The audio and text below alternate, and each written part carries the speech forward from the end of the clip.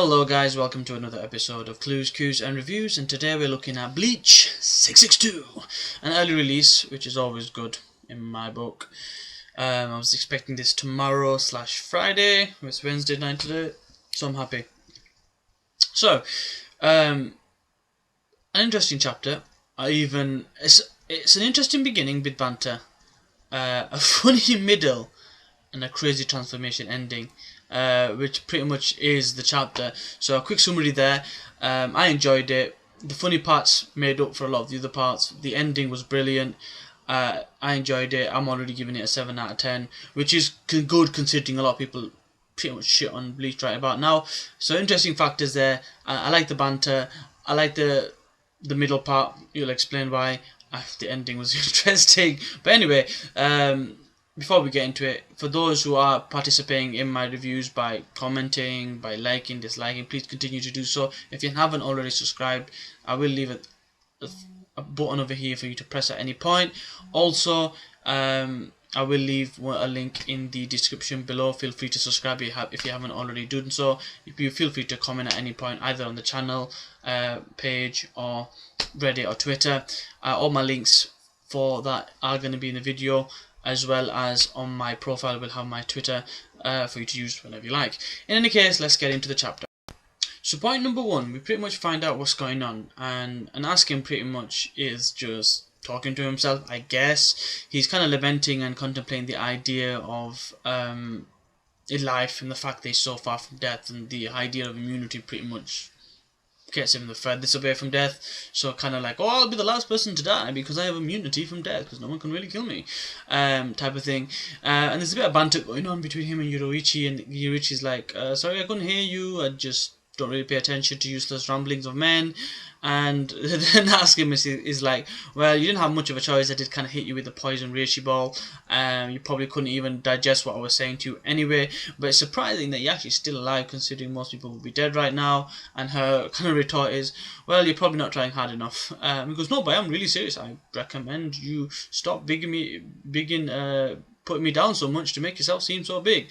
So it's kind of like a bit of a banter between themselves, but really the situation is bleak because Yoruichi looks to her side and she sees her brother's pretty much nearly dead, and with her down and out, she hasn't got the power to heal him until point number 2. Point number 2, we get to see one of my favourite characters of the Bleach series, Kisuke Uruhara, the genius, the one who's even more intelligent than Aizen-sama. And that's saying something because Aizen is a crazy genius, right? So the return of our pleasantly lovely genius, slightly eccentric character that is Kisuke Uruhara makes his entrance and presence known by spanking the behind of Yoruichi, which prompts her to kick him in the face. And he's like, why did you do that for? And he goes, yeah, you didn't have to touch my ass. And he goes, yeah, you have a good point there. Next thing you know, poof, Yoruichi's in the sky. So basically what's happened is Kisuke Uruhara's created some type of steroid that you have to inject by spanking the ass just for it to get into the bloodstream properly, and it gives you the powers to overcome something. No, I'm joking. Basically, he creates some type of medicine that effectively can nullify the effects of this death poison, or this kind of purging of the immunity, I guess. The reishi poisoning for about 5 minutes, so it gives her enough time to actually do an attack. At the same time, Uruhara is actually saying, you should do it, we can do it, let's go for it. And I thought, well, they're not talking about having sex while in the sky either. That's a bit early. I know that the season's ending, the series is ending, but going all out wouldn't really be appropriate right about now, considering kids read this. But thankfully it wasn't the case.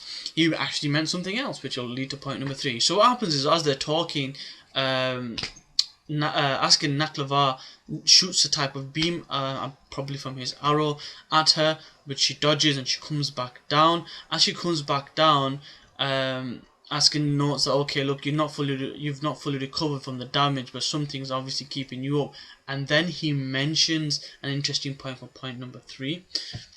Point number 3, information. So the information that he mentions, and he specifically talks about the 5 people most noted for military power in the opposition. So he's referring to the Serete crew members, members of that military power. So he mentions 5.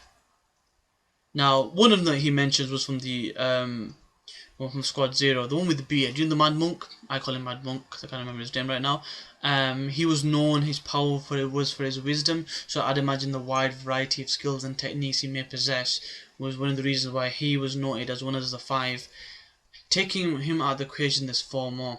So, 1 was Ichigo Kurosaki. Now, they explained why he's considered to be among those 5. Latent ability. So that was the reason why he was chosen. He has the potential to be really dangerous in the grand scheme of things if left to develop further. So that was number 1. Number 2 was the fighting prowess of our favorite Kenpachi Zaraki. Number 2. Number 3, you know who we're talking about. You read the chapter. The Reishi of Aizen-sama. We mentioned the Mad Monk, who was the 4th, and they leave the last panel for the genius that is Kisuke Erihara. And his thing to worry about, his means. He always finds a way to do something he's not meant to be able to do. That makes it really interesting because you know and we know, I know, you know, we all know that he's up to something. And we find out in point number 5.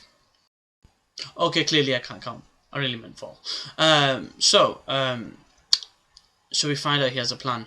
So as the battle kind of continues, you see, like towards the back, you see Urahara like waving. He's got like a signboard, and he says, "When I pull this down, you're gonna transform."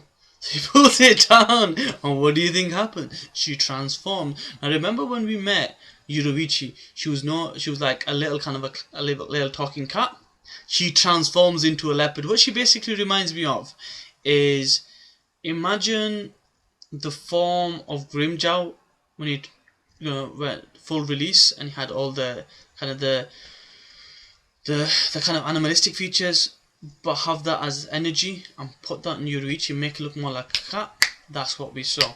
So in essence, we got 4 main points. I said 5, but I really can't count at this point. It is late. It is nearly 12 o'clock at night, and I have been waiting to get this out there. So an interesting end, funny banter, return of our favourite Kisuke Erihara, and we get this information about why these 5 specific people were chosen.